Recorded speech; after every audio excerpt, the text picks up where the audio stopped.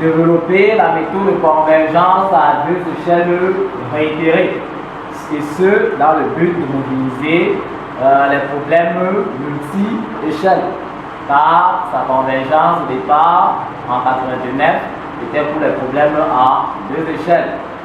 Bon, rappelons que cette méthode de convergence à deux échelles réitérées a été étendue tout récemment, en 2021, aux espaces de Orlich par le professeur Nam et le docteur Bachago.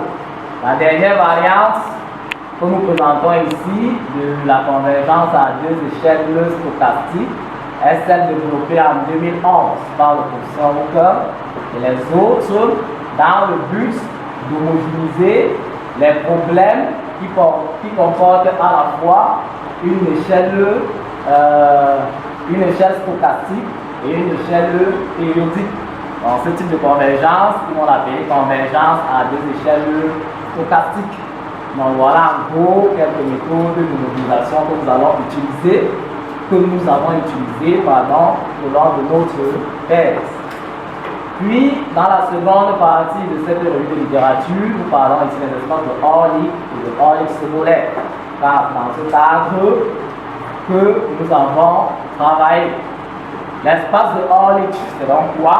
Nous la définissons à partir d'une fonction phi, que l'on appelle n fonction, qui vérifie entre autres les propriétés de convexité et de stricte croissance.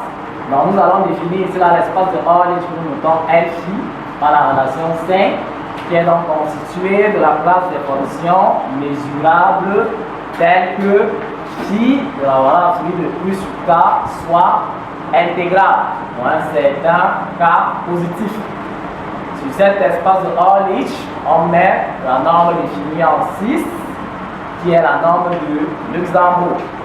Là, en 7, nous définissons un espace de Orlich-Sobolev, donc constitué des fonctions de Orlich à dérivée partielle dans l'espace de Orlich. Puis en 8, nous définissons là un espace de Orlich-Sobolev, nous appelons W1 Lphi défini sur le produit Q croix oméga. Donc ici, oméga est un espace mesuré et Q a un sous-ensemble formé de l'espace numérique RD. Puis nous notons WA0 Lphi comme le sous-ensemble de cet espace de Orlich-Sobolev à condition nulle au bord sur Q. Ensuite, si l'on note Tx comme étant un système dynamique de dimension D défini sur l'espace mesuré oméga, nous noterons par I phi LV l'ensemble des fonctions de Orlich qui sont invariantes par ce système dynamique. Et enfin, nous rappelons là que lorsque l'on prend la n fonction particulière phi t comme étant égale à t puissance p sur p, nous retrouvons ici le cadre des espaces de Lebesgue classique.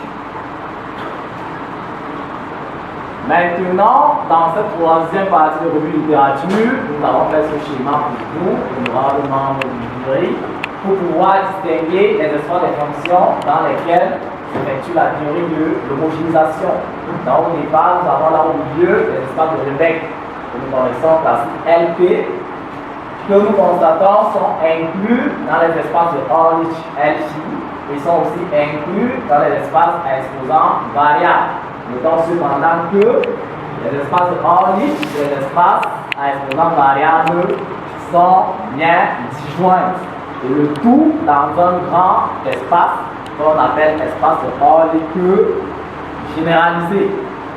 Dans ce qui nous concerne, pour nos travaux de thèse, nous sommes limités dans ce cas, au cas des espaces de Orlich.